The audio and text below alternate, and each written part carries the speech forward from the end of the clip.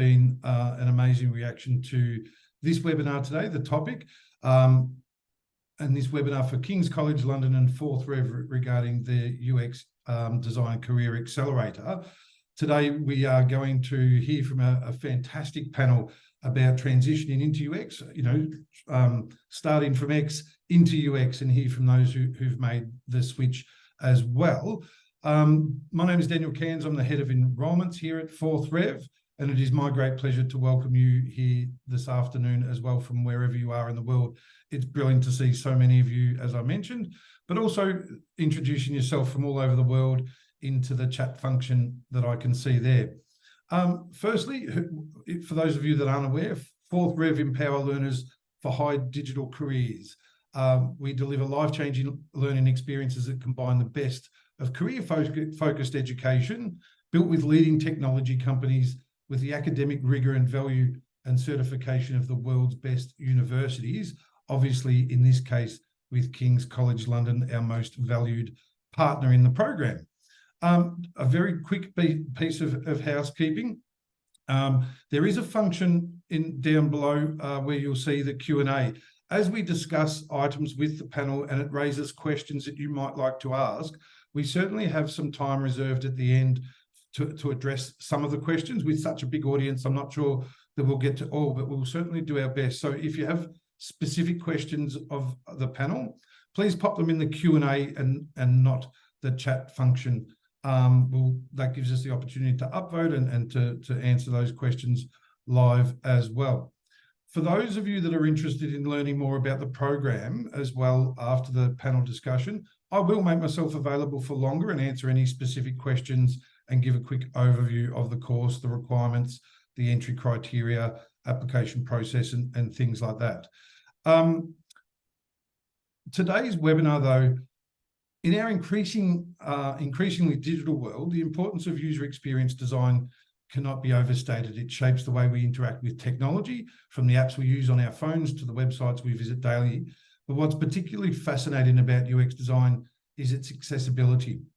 It's an industry that attracts individuals from various backgrounds, even without a tech or design pedigree. And some of our current learners in the program are testament to that. They're from all different backgrounds and walks of life. Today, we're here to learn about this transformative field, guided by our distinguished panel of experts. They have navigated this path themselves, transitioning from diverse careers to become accomplished UX professionals. They are here to share their stories, experiences, and advice with you. And I'm going to introduce them very, very shortly. But before I do, I thought I'd just let you know also that you'll be getting an exclusive bonus resource on how to cultivate a growth mindset sent to your inbox tomorrow, along with a recording of this webinar. And also, if you register before the 17th of October, you'll get access to an exclusive masterclass with a career coach on how to use that growth mindset to successfully switch careers. You can download a brochure from the chat function now, or you can also book a time with one of the friendly enrolment advisors that are there to assist you and have a great deal of empathy for those that are also considering UX as a career and possibly as a career change as well.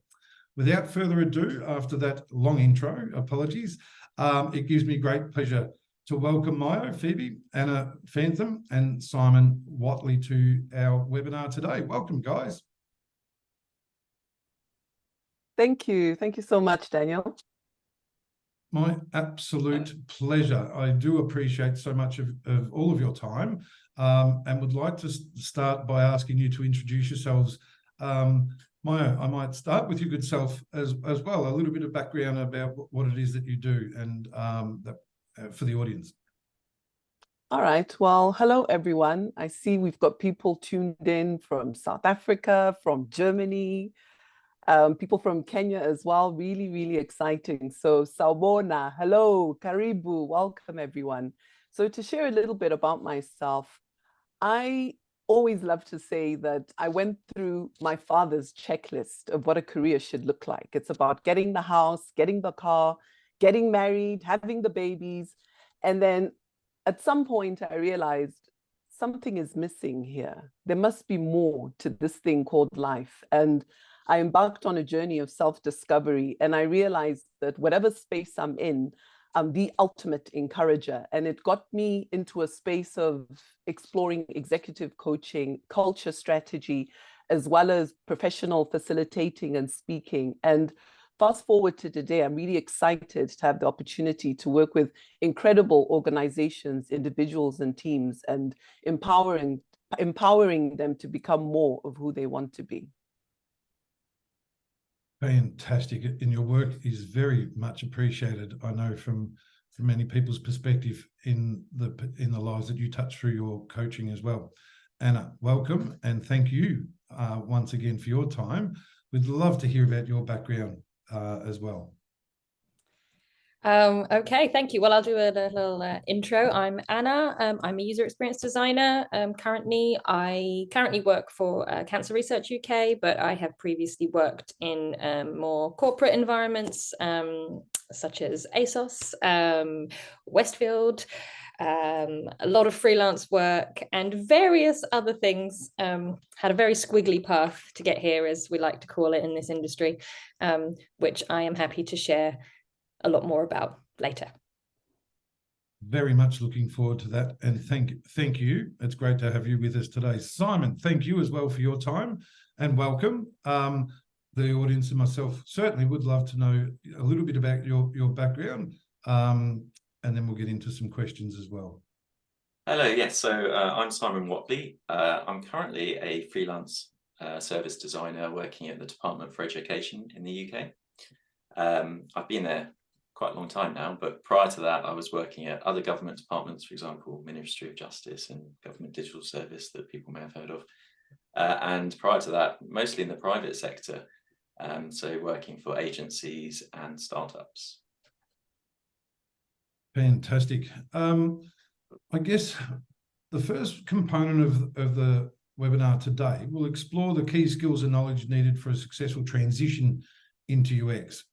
Particularly Anna and Simon. Anna, you started your career as a writer and editor, and Simon, you started in web development. Can you please share your career journey into UX and the key skills or knowledge gaps you had to address when transitioning into UX design? Anna, first. Yes, absolutely. Yes, I started as a kind of writer and editor, mainly because I did the thing that a lot of people do when they leave university, leave school. They have no idea what they want to do. They don't know what careers are out there. I liked writing, but I also liked a lot of other things. But I thought I'll do a little course in journalism and go from there. It was a great start to my kind of working life. I immediately kind of went into the digital forum, worked for online websites, online magazines, ended up being sort of an editor. And while I was there, I just kept thinking things were very separate in that day and age, where we had things designed for the web and then we'd write on it, and there was just some kind of disconnect. I think I was there at this kind of time where we were still learning how to design for the web. So I was kind of learning on the job and realizing I didn't think I was a designer. I never thought I was a designer. I loved drawing and art, but I didn't think that was a career path for me because I didn't really realize what a designer was. But I ended up redesigning everything I worked on, or at least working with the designers to redesign it for the people who were using it.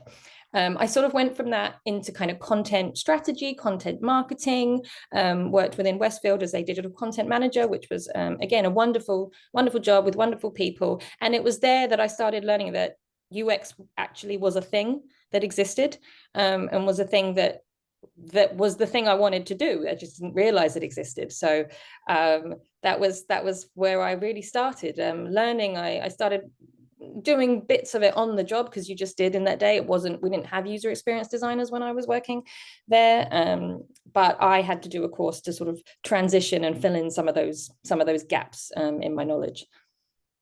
That's fantastic, and that's, I guess, what a lot of the audience potentially either looking to commence their careers, change careers, or advance their existing careers, possibly looking at following it as well. Simon, yourself as well in that regard. Yeah, so I had perhaps a similar path to Anna, in so much as I did human geography at university, which obviously, being human geography, there's a very kind of human element to it, and researching and what people are doing in their lives.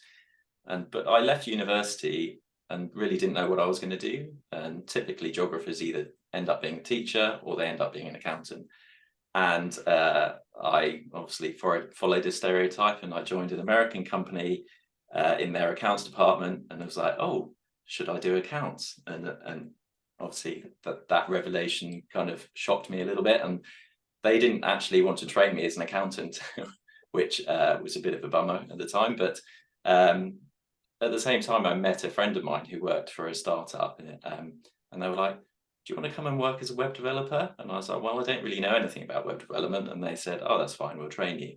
And back 20 years ago, that was kind of fine. People just, it didn't matter whether you had the skill or not. You just joined the company and they trained you.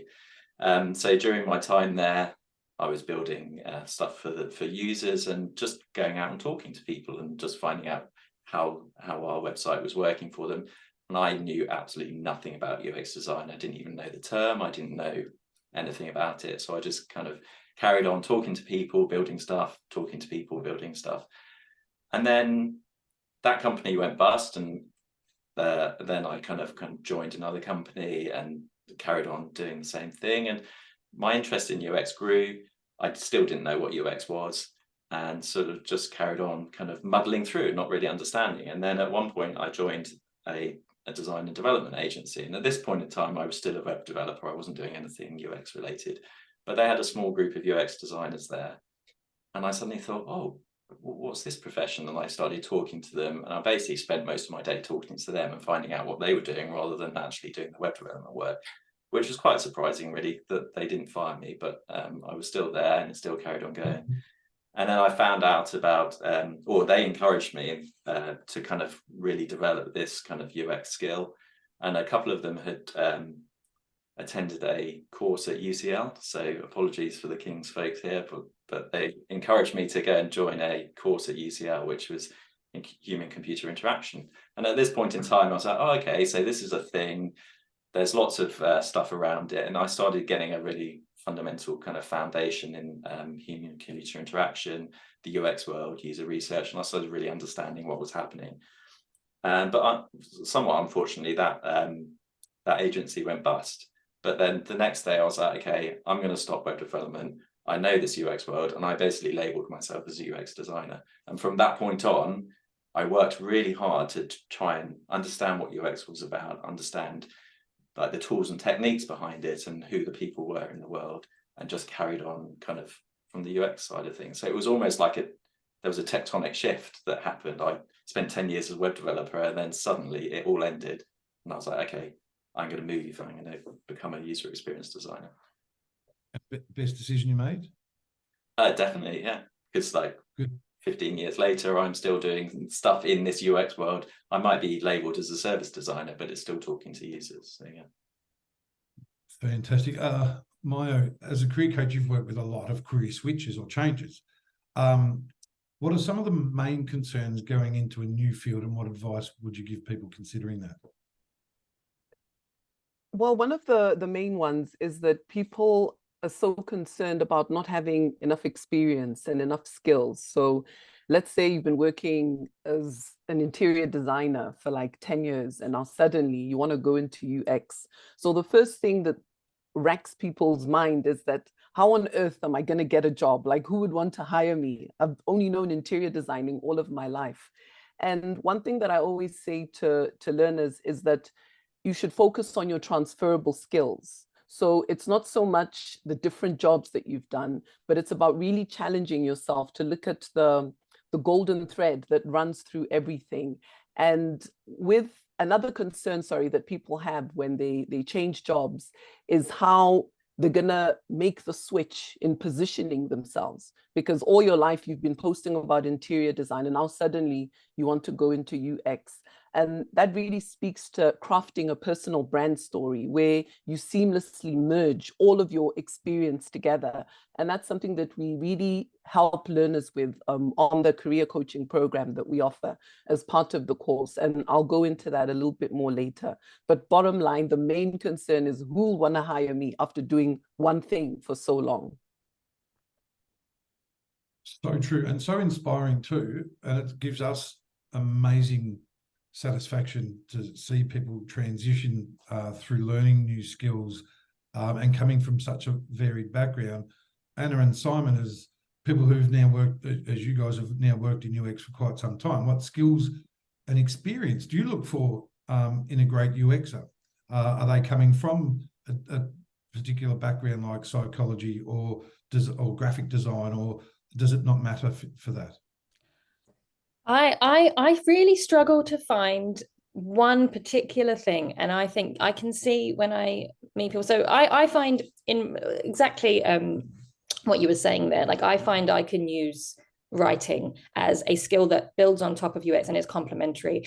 But I have found that people who come from a psychology background bring something wonderful, and they have a great background. I've had excellent engineers work with me, people who come from really varied backgrounds as well. There are so many skills, and I honestly, I was thinking about this, and there isn't one sort of common thing. People who come from a graphic design background versus people who come from a psychology background versus people who come from a marketing background or journalism or writing or tech. I think the only thing I'd say is maybe an advantage is if you've worked in the digital world before and you're working in digital. I think knowing that realm, knowing a little bit about the tech, or knowing, knowing psychology as well is a massive benefit. But even if it's a massive career change, I mean, architects, I've known architects who go into UX and they're fantastic as well, because it's the kind of job, I think, that allows you to do that. And if you are,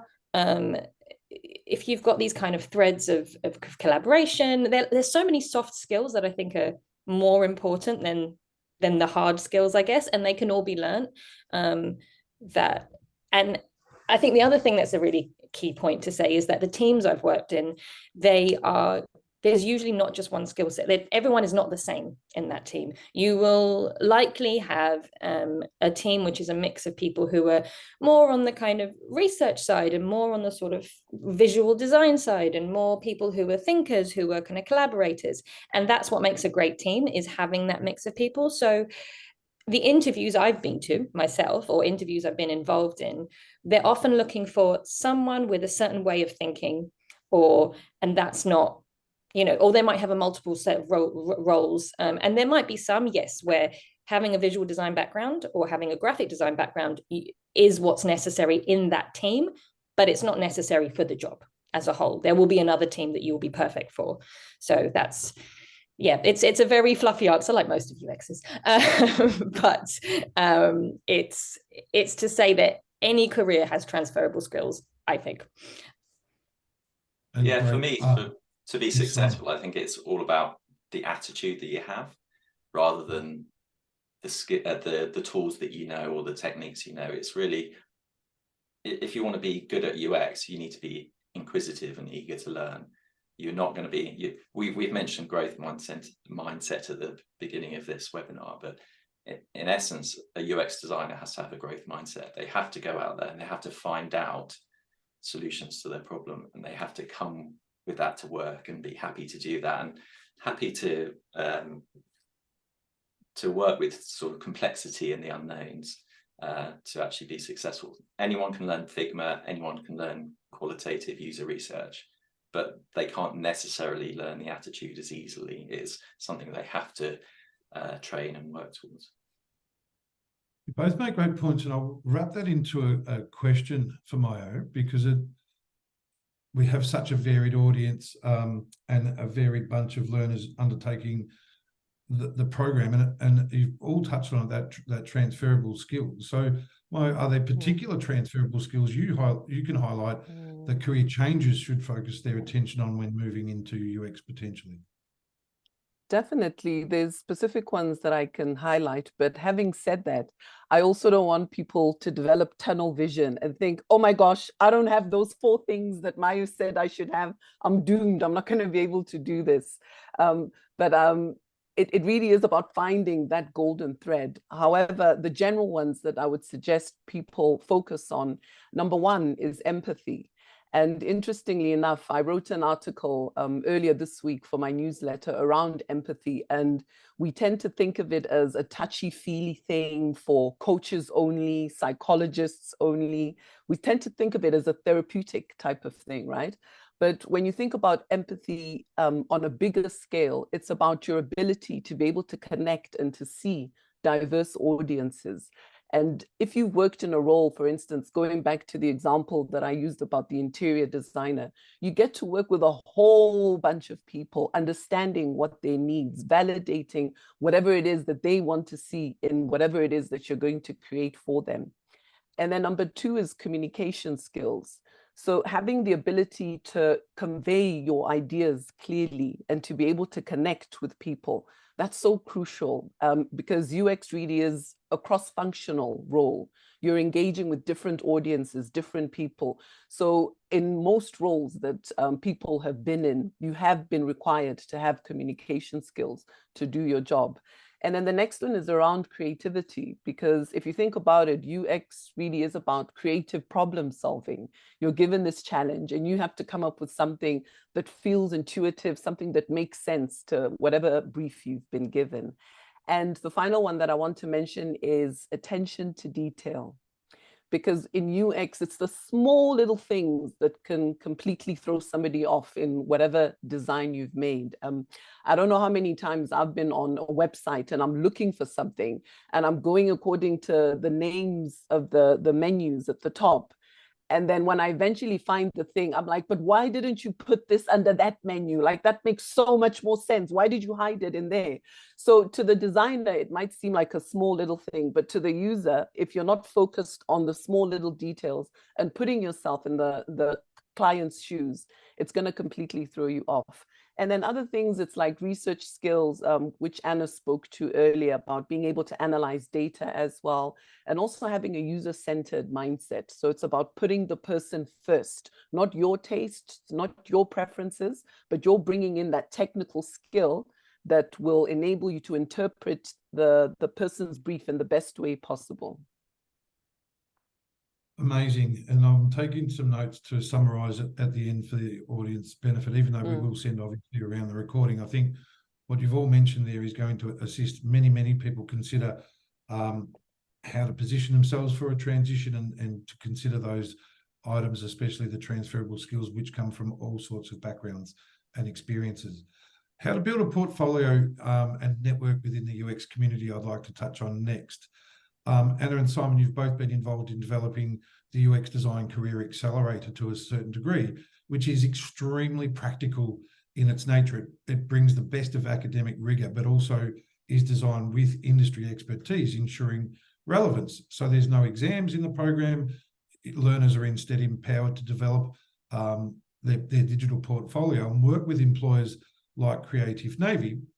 What do employers look for when hiring UXers? And how important is a portfolio of real-world experience? I'd say a portfolio is very important. I'd say some people will argue it's not necessary. I think it's not necessary when you've got quite a lot of experience under your belt, maybe, and you've got that name. But when you're starting out, you can. I think a portfolio, you treat it like you would any kind of project that you were approaching, I think, as a user experience designer. So, you've got to think of the people who are using it, the recruiters. What are they looking for? Initially, they're going to be scanning through hundreds of them. So find those key things that will get their attention, be visual, don't overwhelm them, and just find that hook that people are looking for. But the key thing, I think, looking through a portfolio is thinking about how you would then talk to that portfolio, how you would show the thing that makes you and how you would show, touching on Mayo's point, design thinking, the thinking, not, it should be as clean and as clear as it can be as a UX designer, but it doesn't have to be perfect. But you have to be able to show that you can think about a problem and you can explore it. So whether that's even just, if you don't have a lot of examples, show photos of yourself interviewing someone. show you drawing on a whiteboard, and it can be mucky, it can be messy, but just show as much as you can in a clear way, so someone can tell that story. Like, what is your story? And then you don't have to have loads of final products if you don't have them yet. Just sort of show that you're a thinker. Find ways to show that you will talk to people, you're a thinker, and you're interested in making it as clear and clean as possible. I think those are kind of my key top tips. When I started out, obviously I didn't have a portfolio of, I had some examples of work I'd previously done, which I sort of shimmied in there in a way that made it look like I had professional experience in UX, but it was just professional experience. But also I had a lot of examples of just the process, and lots of photos of me doing stuff. So it looked like I was very active, which I was, to try and show that this was my experience, that I wanted to find answers. I was trying to solve problems actively. Excellent. I think we probably need to get something out there straight away and say portfolios are one of the hardest things to create. Well, from my point of view, it's incredibly hard. And whenever someone says, "Oh, can we see your portfolio?" I almost die inside. I go, "Oh no, do I really have to show a portfolio?" So we're all in it together. We all know how painful it is to create them, but we kind of know how important they are as well. And from my perspective, they don't need to be a well-designed masterpiece. So they don't need to be hanging in the Tate Modern as like a masterpiece of portfolio creation. They just need to tell that story, as Anna was saying. So things like, what was the timeline for you to create this work? How did you contribute to the work? And what was the collaborative efforts that you kind of put into it? So who were you working with, and what were their roles on the team, and so on. And regardless of whether you're the most junior designer or the most senior designer, it's like, what leadership skills have you kind of employed in that project that you worked on? So you can have leadership as your first day on the job, as much as you can have leadership on your 1000th day on the job. So kind of understanding and seeing that, and that almost demonstrates this growth mindset that we've been talking about. And then really discussing around the things that have challenged you and what you've learned from those challenges, because that you take those forward into the next thing. So almost showing a timeline of progression. If you're just a user researcher, well, sorry, I shouldn't say just a user researcher. If you're a user researcher, then you want to show progression, that you've learned something, you did something here and you learned it, you did something here, you didn't make the same decisions or mistakes or whatever the next time, and you moved forward, and you show that progression throughout your portfolio. Wonderful. Thank you both. Practically, I guess then, how can career changes best showcase some relevant work experience or transferable skills in a portfolio when considering switching into UX? So the wonderful thing about the program that we offer at 4th Rev is that we actually run workshops. We're going to begin running workshops to help learners put a portfolio together, because we do understand it's a central part in helping you land a role. And some key things to consider, speaking to what Anna was saying about show them. I loved it when you said that, because that's what, in a coaching context, we encourage learners to do, show them. And we primarily do that through the personal branding that I was talking about, because when we think about a personal brand, we tend to think of it as a celebrity. We'll think, oh, Beyonce is a personal brand, or we'll think Richard Branson is a brand. But each and every one of us is a personal brand, whether we know it or not, whether we like it or not. So we're really intentional about helping you craft a narrative around whatever it is that you want to be known for in the UX space. So let's say, for instance, you want to focus on green, eco-friendly organizations. That's the kind of work that you want to do. Within your personal brand, how do you communicate that? When you're talking about your personal brand statement, how have you fused that into that? And then how are you bringing the colors, the elements, the browns, the greens into your portfolio subtly, so that it's consistently communicating that? And it's also about positioning your brand personality. One thing we're passionate about is helping and empowering people to feel at home within themselves.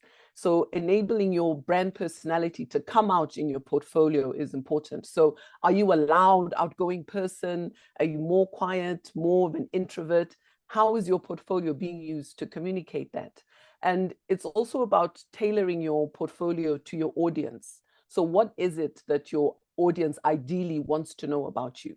So if, for instance, you're into the eco, green space, etc., what kinds of projects have you done around that? What kind of work can you showcase specifically to that? And the most important thing is to create a compelling narrative, tell a story about yourself in the portfolio, and ensure that there's consistency in all platforms, wherever you talk about yourself. So if you have a LinkedIn portfolio, make sure you're talking eco-friendly, sustainability, et cetera, so that it's aligned with whatever it is in your portfolio. So don't be different personalities, different brands in different spaces, especially when you're actively pursuing a role and people are Googling you. So very important to be consistent. And the wonderful thing is that on the program, you actually develop your portfolio. You do real life projects. You do real life scenario planning where you get assignments. So you're building up your portfolio as you're on the program. So you're not suddenly dropped into the marketplace and now you have to figure all of this stuff out. We really hold your hand all the way through the program so that by the time you finished, we increase the likelihood of you landing that job. I'm going to host a longer session post for those that are interested. There's a few questions coming through about that, and I will dive deeper into the value of that portfolio development throughout the program, but also the employer-facing project. Just a reminder for everyone, we do want to get to the audience questions. Use the Q&A function for your questions, and feel free to read through some and upvote them as to which ones you'd like us to answer first as well. Before I move on to the next section, networking is always an important part of any job search or professional development or even a change of careers. Does anyone have any strategies or tips for networking within the UX community, both online and offline? Well, I think if you're living in a big city, it's probably quite easy for you to network. So I live very close to London, and when I was starting out in my career, I was actually living in London, and they had lots of things like the User Experience Professionals Association that you could go along to events that they held every month. And there are other conferences like UX London and so forth. And more recently, there's Product Tank. So there's quite a lot that you can actually do in your local area, and most big cities tend to have these events now. And I always encourage people to go along to them, because that's where you start picking up and meeting like-minded people. And there's obviously going to be other events that maybe happen on an evening somewhere else, and you can just go out and slowly build your network that way. And that's certainly how I did it in the early days. Obviously, with social media as well, it's quite easy to reach out to people that are anywhere in the world and have that conversation with them, and maybe even arrange phone calls and things. But meeting people face to face has been hugely beneficial to my career. Yeah, I mean, I'd agree. I think starting out, I did a lot of face-to-face meeting, but I think now things have changed a lot. Obviously, post-pandemic, we're in a very much more online world. Some things happen only online. And there's a lot to be said from from that personal branding is also sort of marketing yourself online and networking online. So creating Medium posts, being active on LinkedIn, sharing your opinion, following the right people on LinkedIn. And there are lots of them. They're great. And yet contributing to conversations, getting your name out there. And the other thing I always say with UX is UX never happens in silo, is always adjacent to other careers, and lots of people that you might have known in your past may have changed careers as well. One of my early freelance roles was through someone who was a flatmate of mine who had joined a company, and then they saw me on LinkedIn and saw I was in UX, so we randomly connected. But because I was somewhat active on LinkedIn and could have been more active, they connected through that. So I would say make use of connections you already have, because you've probably got lots of them. and use them online and share your knowledge and have conversations, because that's just as useful a way of networking, I think, these days, as well as being sort of in person, and it helps to just bolster that personal brand at the same time. And just to add to that, in terms of networking, so zeroing in on LinkedIn specifically, there's this wonderful thing called LinkedIn events, where you can go and search their UX events that are happening online. And it's a great space for you to find that community of people that you can then connect with in real time while you're on the call and you're looking at the people's names. You can connect with them. So it saves you the trouble of then having to go out and research where these people are on LinkedIn. And another great way to network, again, within LinkedIn, is to think of the kinds of organizations you want to work in, whether you know them by name or you're just interested in a specific industry. Search for people within those specific spaces so that you can be exposed to what's happening within the organization. Because sometimes we have dreams of working somewhere, but then when we engage with somebody on LinkedIn who's through their posts, the content that they're sharing, we actually realize that, wait a minute, that's actually not a space that I'm interested in going in. I want to do something more exciting or something calmer or whatever it is. So really targeting how you maneuver, how you connect, like, comment, etc. All those things within LinkedIn, they make a huge difference in networking. That's a good point, and that aligns with one's values as to where they may choose to apply and work for in the future. That, again, I'll touch on it in a moment or later on about the coaching aspect of the program and aligning values with employment outcomes, especially. We're going to move on to the last questions that I have, because there's so many questions and we want to reserve plenty of time for the audience questions as well.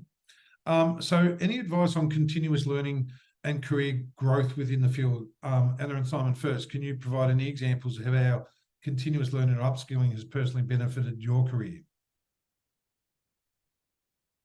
Well, I could probably jump in straight away and talk about Kings's rival. So actually getting into UX, I obviously did the HCI course. So that was a real accelerator to actually moving across to UX. But once I was there was always kind of little events around. And when I first kind of was doing UX, I went to content design events as much as I went to user research events and went to kind of more general UX events. So really kind of trying to identify gaps in your knowledge and seeking out how you can fill those gaps is really beneficial. So whether it's understanding a bit more around psychology or user research and different things like that, there are plenty of events, there are plenty of courses, and things like Skillshare are brilliant for that, aren't they? Where you can just go on, subscribe, and then you found someone talking about a certain thing, or even just going to YouTube and doing it there. So I think that it's part of a UX designer's mindset to actually think, right, well, what gap do I have in my knowledge, and how can I build on those gaps, and then therefore how can I bring that into my daily practice and demonstrate that I've learned that and improved. That goes for those that are looking to advance careers, not just change that gap identification as well. Anna, briefly, and May, I've got one more question for you before we get to the audience. I think what Simon said, there's loads of resources online, but I think one of the greatest ways of learning is learning from your peers, working in if you can find a place to work which fosters that kind of learning, and when you're applying for roles, you ask that question of about career development within the team. The most I've ever learned, I think I can learn things online, is from my peers and seeing how they do things, and also actually one of the greatest ways I've learned is by teaching as well. I think teaching something helps you just solidify in your mind, and you learn new ways, and you get questions, and you think actually maybe there is a better way of doing it. So that's something that I try and kind of do now a little bit more of, is learn from my peers, but also teach my peers. If there's something I'm quite good at, it makes me even better if I can sort of teach it and become an expert in it. And you kind of have to be an expert in it if you want to try and teach it. So I think that's the summary. Fantastic. Yeah, and actually, sorry, So in terms of the UX accelerator, actually thinking about how we built that course really starts you thinking about, okay, well, what do people want to learn? So to what Anna was saying, is like teaching people, right? Well, we weren't actually teaching people directly at that point, but learning how to build a course that ends up teaching people about this thing really starts think your synapses going and thinking, okay, I need to learn about this to be able to actually more confidently talk about it, or more confidently teach someone else. Which is very valued by all in the program. It makes it so unique, having that industry perspective first and foremost, with the academic underpinnings of King's. And part of the program is coaching, career coaching. Mo, during the program, learners get actually 6 one-on-one sessions with yourself or someone else, or one of the other esteemed career coaches from Port Rev. Can you explain how you work with a learner to ensure they're on the right path to achieving their personal career goals? First up, it begins with reflection. We want to know our learners. We want to understand their bigger context, their values, their interests, etc. And once we have an idea on that, then we move on to goal setting.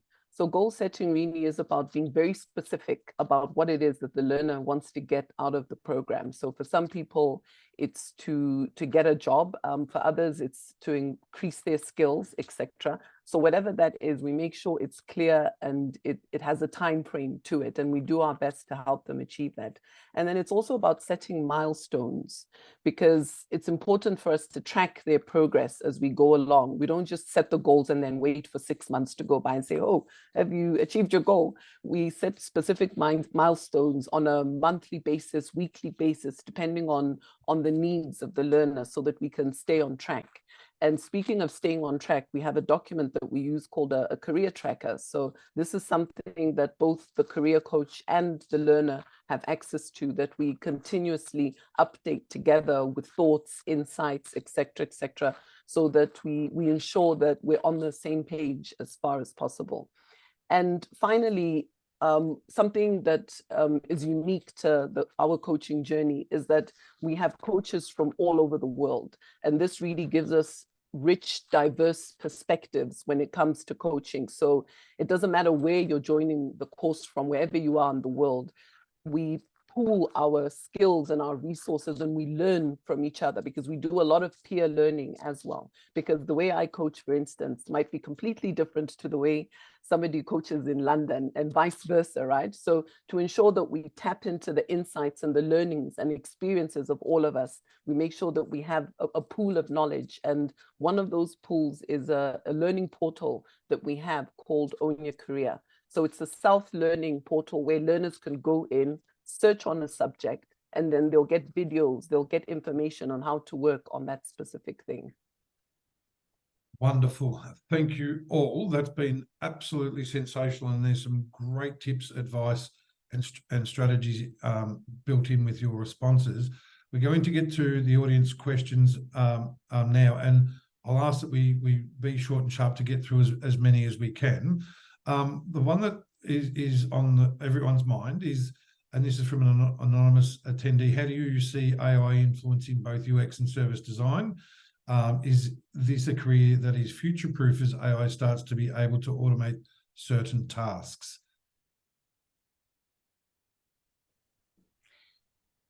Good question. Anna?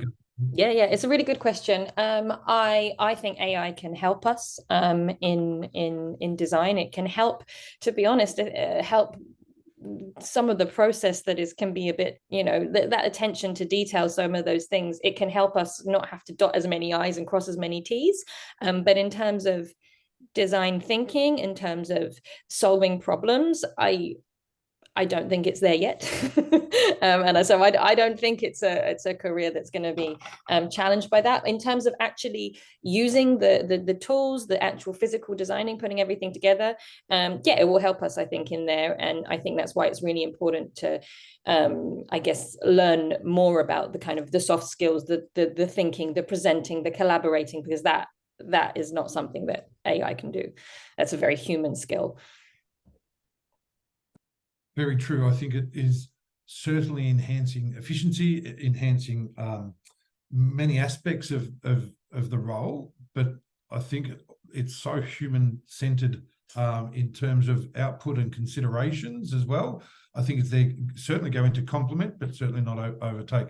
Just a reminder before we move to the next question as well, everyone can download the brochure, and there's some brilliant questions in the chat that I'm going to address following, especially around the program, but also finding a specific job and things like that. And there's some brilliant questions that I think would be best answered by booking a time with an enrolment advisor, and that link is in the chat as well. Getting on to the next one. Very quickly, I've heard the job title product designer used for UI and UX designers. Is that title actually interchangeable, or is it a different career entirely? I get very confused by titles.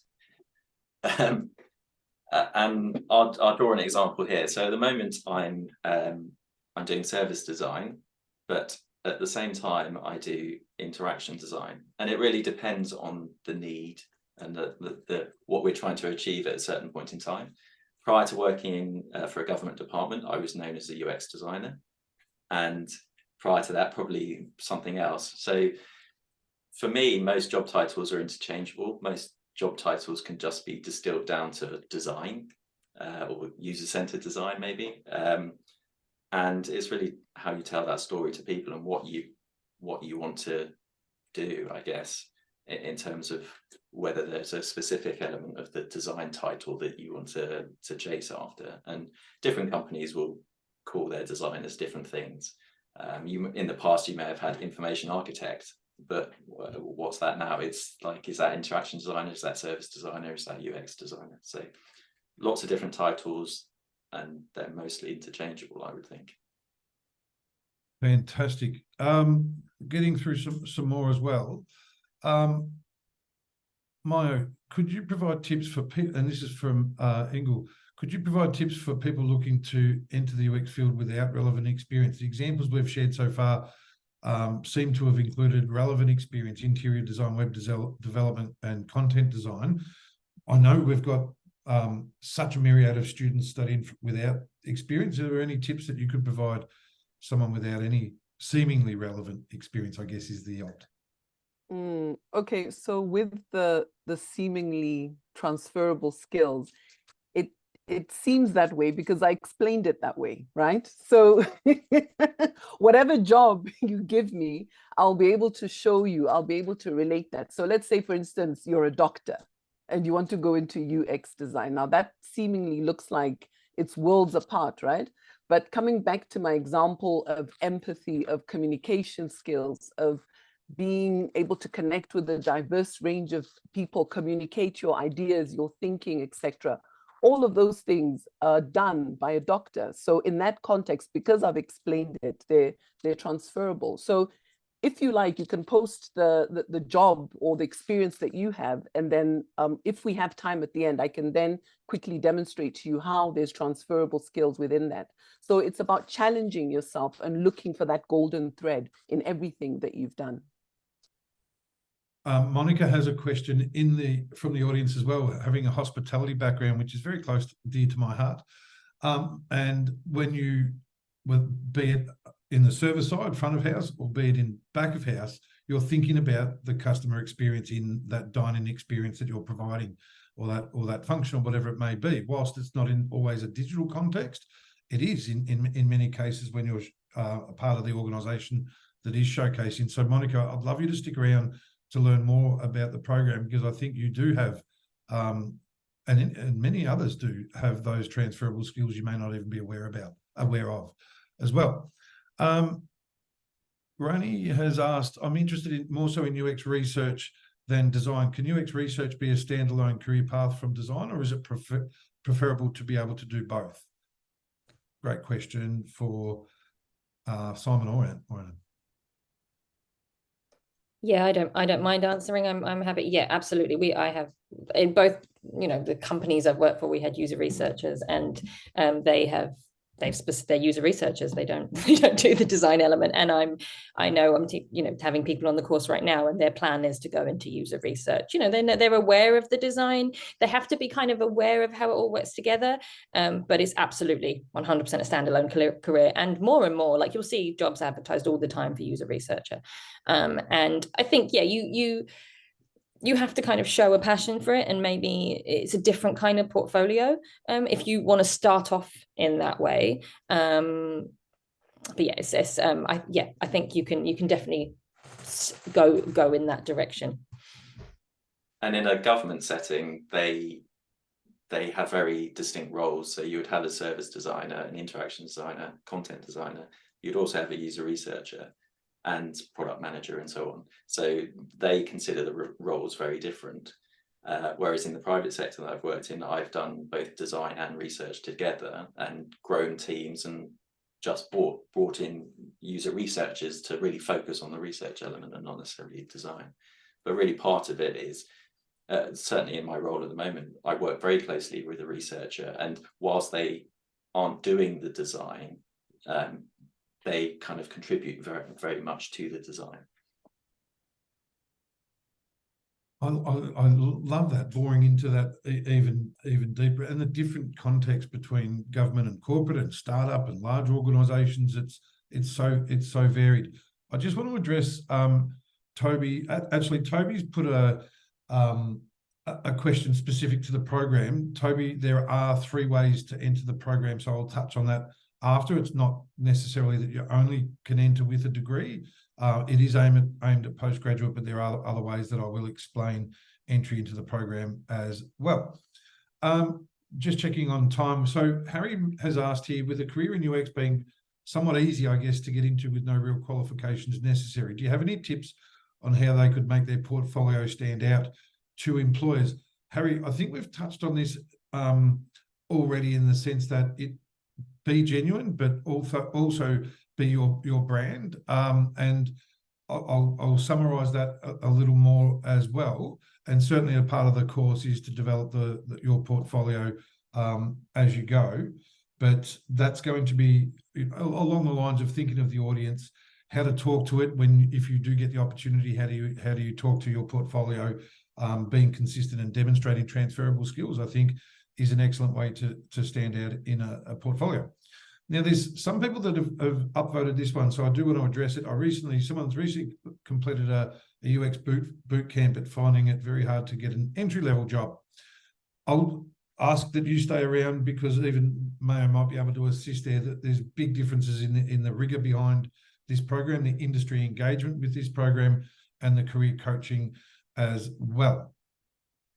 Couple more before we wrap up. There's been so many questions, and it's so good to see so many people still here. It's a massive audience, so thank you all. Just a quick one here. Another bootcamp question. This is a theme. So there's Patricia and Guido, I think it is. I'm going to read out Patricia's question, but it's relevant for a few that are looking between that entry level and senior role, how to transition. So Patricia, after returning work from being a stay-at-home mum, we love empowering women, but also helping return to work mums, and there's so many success stories around that. Ended off in 29 as a usability manager for a large software development company, and can't afford to return in a junior role as she's the primary breadwinner. And it's also someone else that is transitioning after 15 years long of web and graphic design. They can't transfer into a entry-level role, yet they won't be able to apply for the absolute senior roles. What are I guess for yourself first, what are the tips on being able to transition into that midpoint, or that role that will enable them to not only transition, but to provide for families in the case of Patricia? So first off, there's no one-size-fits-all approach to our career paths and our career development. And we have had learners on all of our programs where some of them wanted to start at entry-level positions. Some of them wanted to go in a bit higher because of their financial commitments.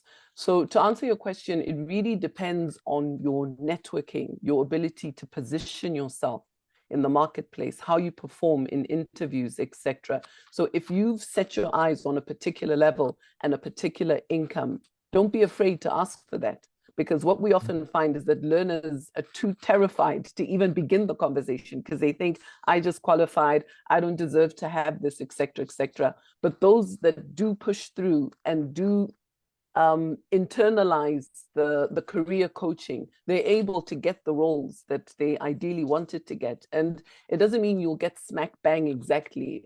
Sometimes you might get a little bit less. Sometimes you might even get a little bit more. So I encourage you to just look at it with an open mind and not close any doors on yourself because you think that I don't have enough experience, therefore I cannot be asking for X amount. And in one instance, we had a learner who got a role in a startup organization. And the interesting thing that is she was the only person who could perform her function. So she was the boss of the department and she had carte blanche to design whatever department she wanted to create. And she went into that role with zero experience, but she managed to get the salary that she wants and to be at a level that she wants. And I'm just going to add, just to speak to the stay-at-home mum who took a break, UX is an empathetic career, and it is a wonderful career to get back into after being a stay-at-home mum. And I took 2 years out, and I had to come back into it after having a kid. So I completely understand. And I didn't want to go back full-time, and I didn't go back full-time. I started off part-time. I asked for the money that I required to do my job. And you know what? Not everyone gave me those jobs. And those companies were not the ones I wanted to work for, but I was very transparent. And it did take a little bit longer, but there are companies out there, government organizations, I think, and charities are particularly amongst the ones that are extremely supportive towards families and women returning to career. So I am, and other corporate organizations as well. So champion it, be a part of the change, and people will respect you for that. So go for it. Wonderful. I'm going to download a number of questions. There will be an opportunity to ask questions in a follow-up email that we'll send around. So to wrap things up very, very briefly, we touched on the key skills for transition, the transferable skills. So many of the soft skills that are required can be learnt, the attitude, empathy, communication skills, and attention to detail as well. When we touched on the portfolio, we did discuss thinking of the audience that you're pitching to and how to talk to it if you do get that opportunity to be consistent, to demonstrate those transferable skills that have been mentioned so many times. We discussed networking at length. The different, you mentioned the UX Professionals Association, LinkedIn, zeroing in on LinkedIn events was a key outcome there as well. Identifying the gaps through continuous learning. And then we've gone on to, obviously, the audience questions, which have just been absolutely sensational. So I'm going to stay around, but what I'd like to do for the remaining 2 minutes is ask Anna and Simon, before I say thank you, is there anything else that you could, in a minute or so each, provide the audience that we haven't covered that you feel would be of value?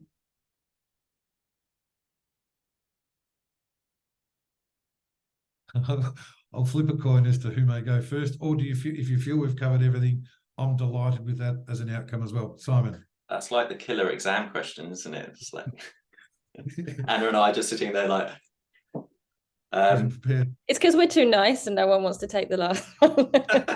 No, after you, Anna, it's fine. No, you go. I just spoke.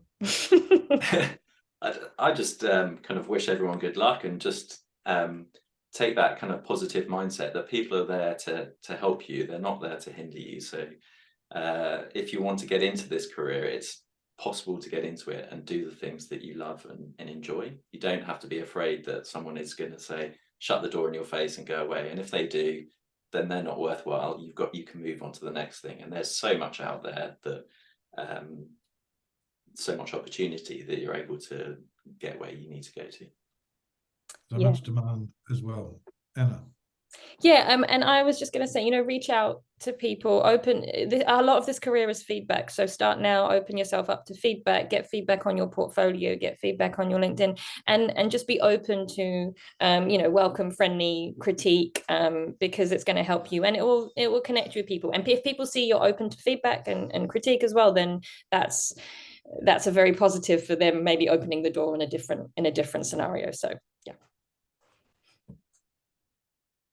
At time, Maya, anything you wanted to add, or shall I say thank you to everyone? Wanted to add resilience, courage, determination.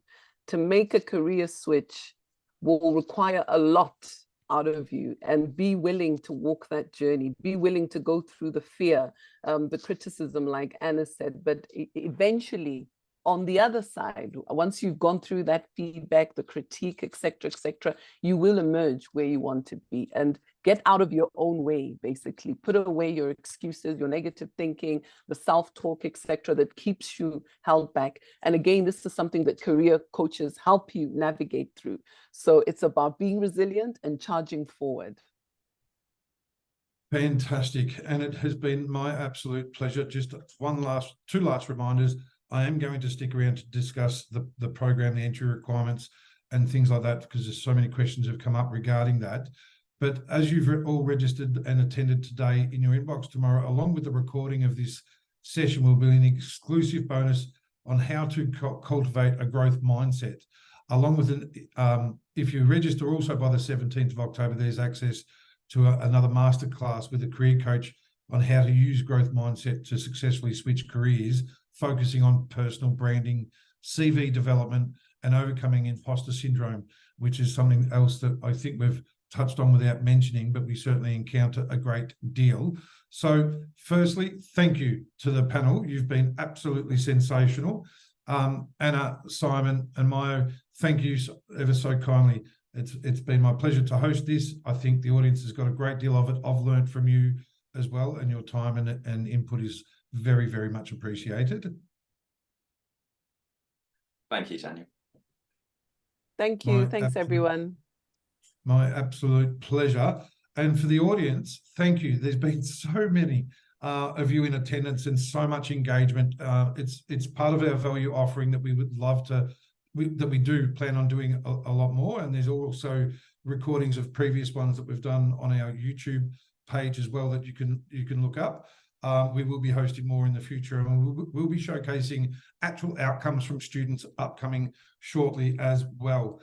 Lastly, I'm going to stick around. I'd like to say thank you one last time for all of those. Anyone that does want to stay around, I'm going to I'm going to dedicate the next half an hour if you would like to learn more about the program and offer something as well in that. Anna, Simon, Maya, thank you ever so kindly for your time today. Thanks, everyone. For everyone else, thank you ever so kindly.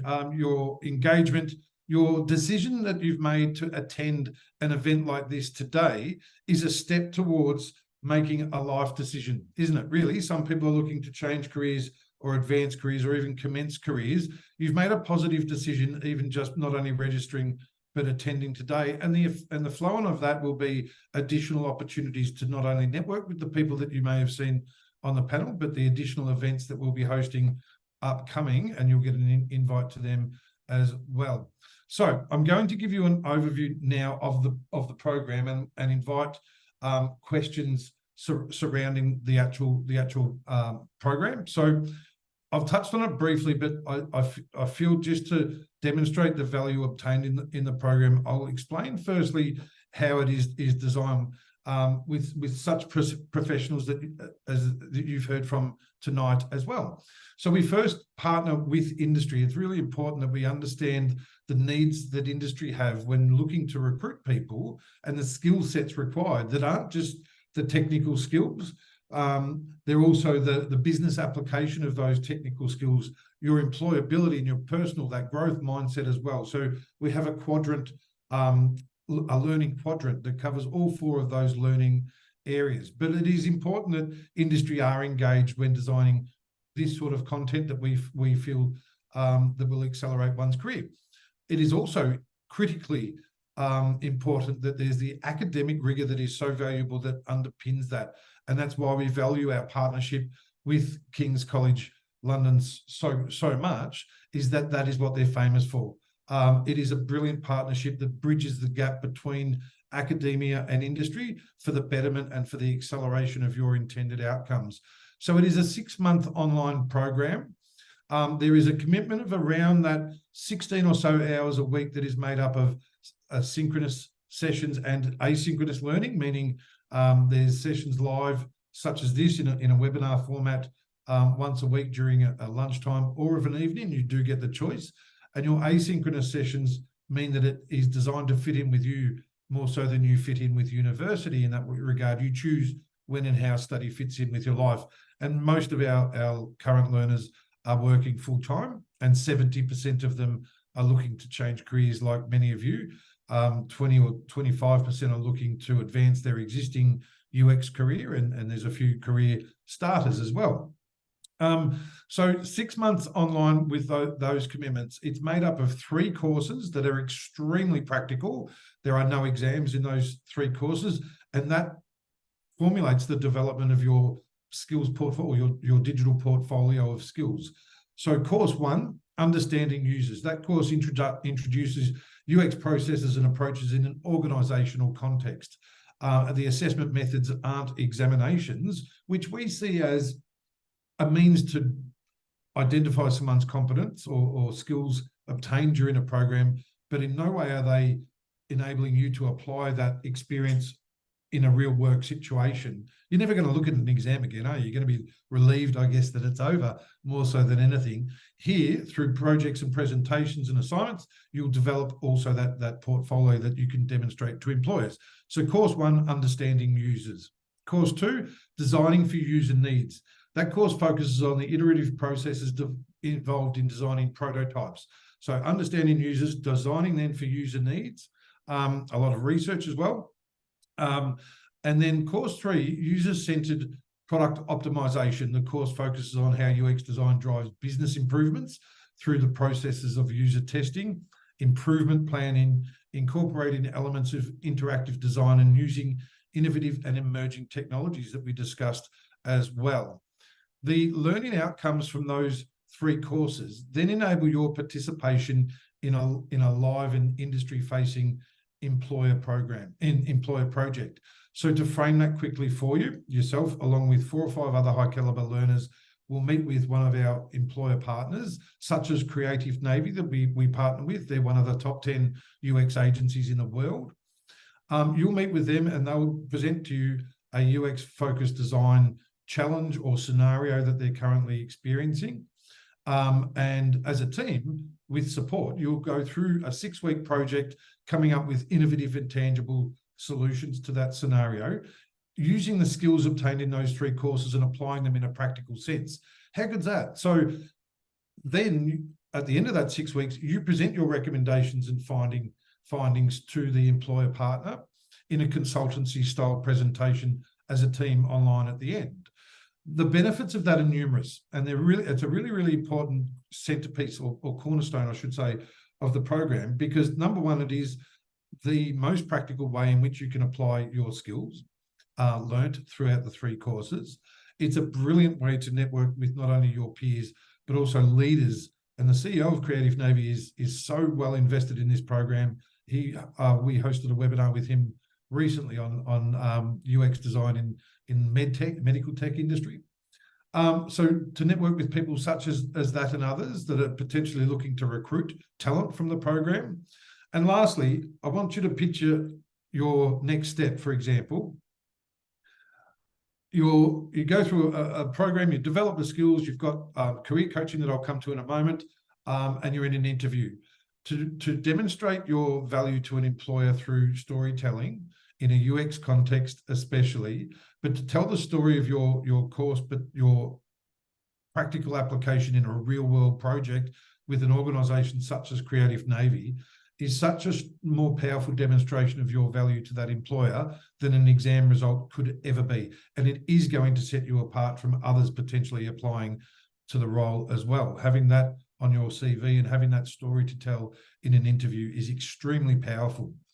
You're supported and please throw any questions. There's some questions coming through.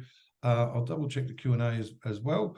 I'm going to touch on all of the different aspects of the entry criteria, cost, and all those sorts of things, as well as addressing some of the questions upcoming. You're supported in the program in a number of ways. Firstly, there is a success manager who you'll develop a really close working relationship with, who will treat you much, much more like a customer. They'll be proactive in their support of you. They'll help you design your individualized study plan, reach out proactively rather than reactively, have many video chats with them, and they have a great deal of skill, but also empathy for any situation that you may encounter, and can support you the whole way through. As Mayo mentioned, though, one of the great benefits of the program that are embedded also is the executive style career coaching that is always designed to help you achieve your intended career outcomes sooner. So what that looks like, we've touched on briefly, but to give you a bit deeper of an insight, there's an onboarding process that you go through, which 1 week of that is a really rigorous goal setting process with the coaches. So you develop a set of goals during that week and that process. And then during the program, and this is flexible, I'll mention this as well, you will meet with your career coach, say on a monthly basis, using your goals, using their knowledge of yourself and your values, as I mentioned earlier, for them to guide and coach you towards your intended career outcome. And there is no greater satisfaction than we have of hearing of the career success stories even before people have finished the program. It's only a young program. This will be the third presentation of the program, and there are limited placements available, but the career coaching outcomes are so good. However, you may want to develop the skills, meet with the coach to develop that relationship of trust and understand the framework of the coaching. And then it may not be time for you yet to apply for roles, but you might want to finish the program and then apply for roles. Naturally, you can defer the coaching for 90 days post the program, so that you can pick up the coaching again after you've finished the program, after you've developed, say, your online presence and your LinkedIn profile, highlighting the skills obtained during the program, and of course the King's College London recognition that comes with on their logo on your personal page as well. Employers know that people finishing this program are going to have the skill sets that they seek. So having the career coaching post may help you through that interview process as well, and be of much more value to you then. The entry criteria is aimed at postgraduate, so it's desirable to have an undergraduate degree, but it doesn't mean that you cannot enter the program without having not had an undergraduate degree. You can use your previous professional experience, of which there needs to be at least 2 years, to get into the program on assessment as well. So the application process then, which I will pop something in the chat now, if I can. Give me 1 second, because I think this will be of value to you as well. Let me bring it up. So the application process is really straightforward. Should you have a degree already, you upload that as evidence that you've met the entry criteria. If you don't, what we do suggest you do is first book a time to meet with your enrolment advisor, and they'll guide you through the requirements there as well. That's the best thing that anyone can do, because the enrolment advisors have a great deal of empathy for everyone's circumstances and situation. So it's always best to lean on them, rely on them, and their expertise in guiding you through what is an important life decision, isn't it, really? So the application involves uploading the evidence, uploading your identification documents, and a 1-page personal statement, which is a really important part of the application process. The 1-page personal statement enables the university to ascertain one's fit within the program, but also enables your success manager and career coach to understand a little about you before they meet with you, to develop any empathy required, for example, to know maybe what some of your intended outcomes are and to plan and prepare their support of you. What I'll post in the link now, and we'll move on to fees and things like that right now as well. I'm just going to post in the chat, firstly, the link to the application. One second. Just post that in there now, if I can, my UX skills. And what I'll also post in the chat now is a link to a personal statement template. So we want to remove barriers for you to apply. We would love you to be successful in your application. So we're going to put in the chat also a link that will enable you to download a document to fill out as your personal statement. It only needs to answer three or four questions and be 1 page in length. It doesn't need to be War and Peace, but be genuine in it as well. It's an important aspect of the application process and is a requirement, as is a discussion thereafter or prior with your enrolment advisor. That is an important part and something that the enrolment advisors love, is really assisting you with your decision, with your life decision, and they have a great deal of understanding and knowledge as to how to support that as well. So there's a number of ways in which you can pay for the program as well that we want to make that accessible to more. So the 6-month program with Kings, all of the career coaching that comes with that, the industry project and all the other value that I've mentioned is £7,995. And there's a number of ways in which we can support people with that learning. Firstly, there are discounts available for upfront fees. So if you do choose to pay upfront, you do receive a discount of 7.5%.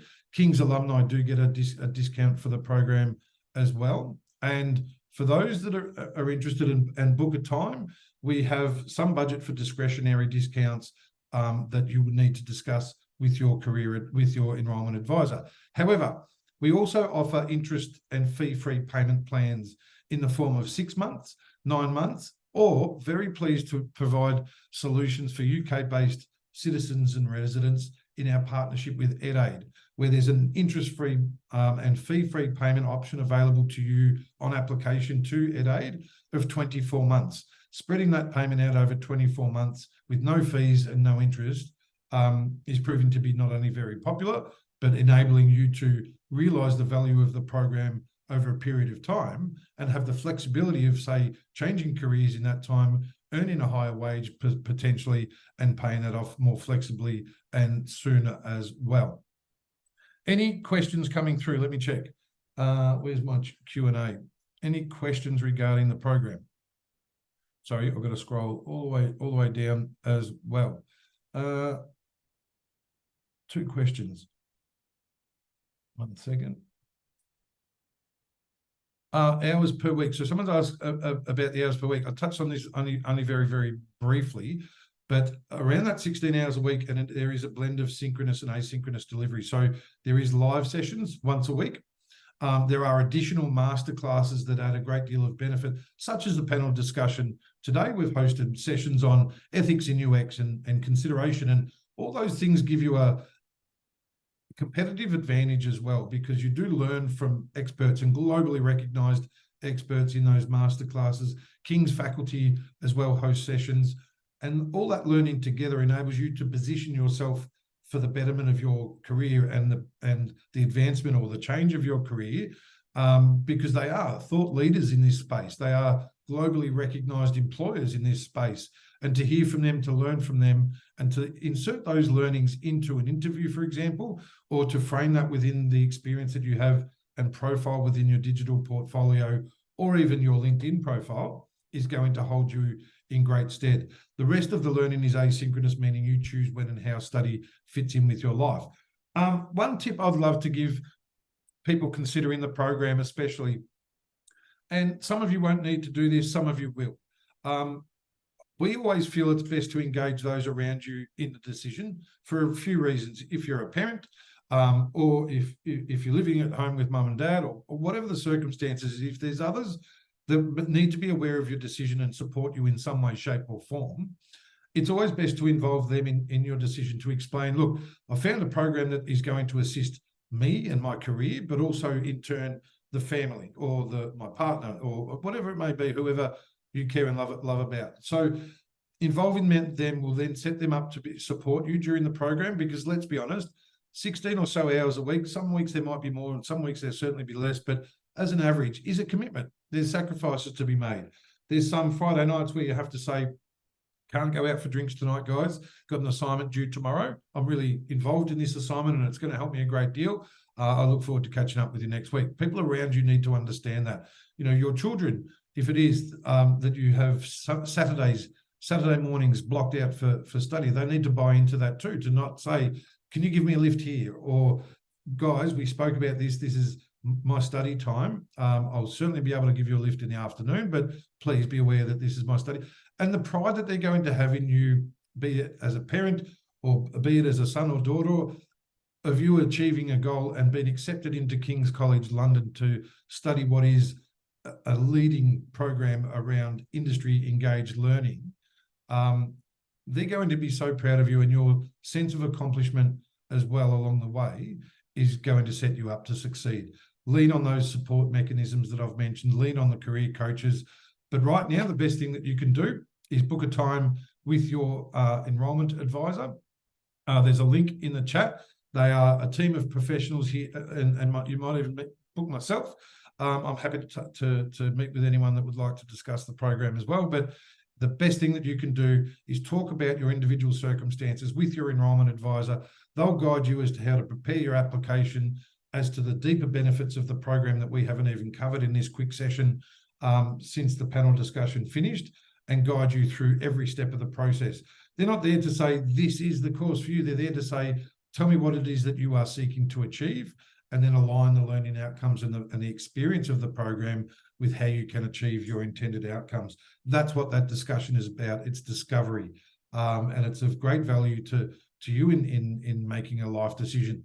They have a lot of empathy for your situation. If you are making a life decision to not only invest a considerable amount of money in a world-leading program such as this, but also compounding that with the potential of changing one's career, that needs to be treated with empathy. You won't get that everywhere, but you'll certainly get that through clicking on the link just above the last two that I've done, that will take you to book a time to have that discovery discussion with them as well.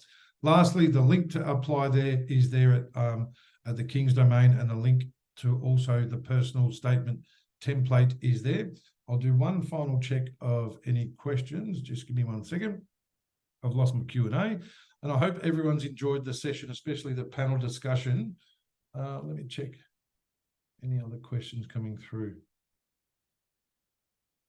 Yes, there are. So how long has this program been going for? It's relatively new. Thank you for the question. It's relatively new. We've been running the Career Accelerator model, both with King's and with other universities, for more than 2 years now, as a new model of education, bridging that gap between academia and industry. We started with King's College last year with a product management career accelerator, which has been unbelievably successful, and the list of career outcomes from that is warming our hearts every day when we hear of the different jobs and opportunities that learners are obtaining. This will be the third iteration of the product of the UX design career accelerator. So it's relatively new. As I said, we also partner with the London School of Economics, and we are announcing now also a partnership with Cambridge Institute for Continuing Education around data science. We do data analytics and digital marketing with the London School of Economics. So this one is relatively new. This will be the third iteration, and there are limited placements available in each. We don't open these up to 200 or 300 learners at a time, even though it would be potentially possible to do so. We keep these cohorts to under 50 for UX, knowing that there is so much individualized support, and also the employer partner model, or the employer project model, doesn't lend itself. Your individualized attention, support, and coaching throughout the program dictates that the cohorts are kept under 50 for UX, and that might see some people miss out on an opportunity, but we do run them 4 times a year as well. There are placements available for the next presentation commencing early November. And when you think about commencing, then it's a great time to commence, because you'll get 25% of it out of the way basically by Christmas, thereabouts. Have a small break over Christmas, come back and know that you've got an exciting remaining time in the program to be finishing at what I would suggest is the peak employment time around that summertime in the UK, in the Northern Hemisphere, to be entering the job market potentially at that right time. There's a lot of employment activity around then, and to be finishing, ahead of that time or ahead of the summer break is a great time to be entering the job market. And there are so many opportunities that we're so excited about as well. Just checking the other questions coming through.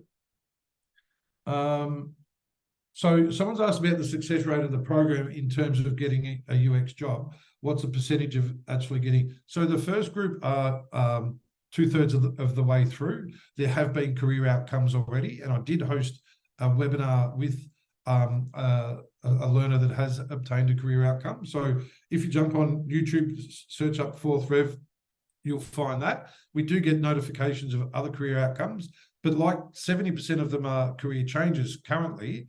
So they're doing what I said, they're going through the program and they'll finish in the coming 2 or 3 months, 2 months, and then entering the workforce there. Some are looking to advance careers as well, but it's going to be feasible that many career outcomes will be obtained during the program, as was the case with all of the career accelerators, with up to 50% of learners obtain a career outcome during the program.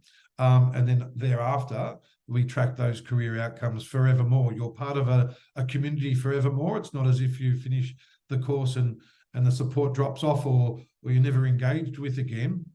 You will be invited to value-add events. You will access masterclasses. You will be able to network with employers that host masterclasses with us, or recruiters. You will be able to network with other learners. We do host in-person events at King's for graduation and all those sorts of things, so you won't be forgotten about as well. I'm going to finish up there because it's been a sensational webinar for myself to host such esteemed experts giving you the guidance and advice that will hopefully enable you to achieve your intended career outcome. We want to be a part of that. Book a time to discuss it with your enrolment advisors. I genuinely look forward to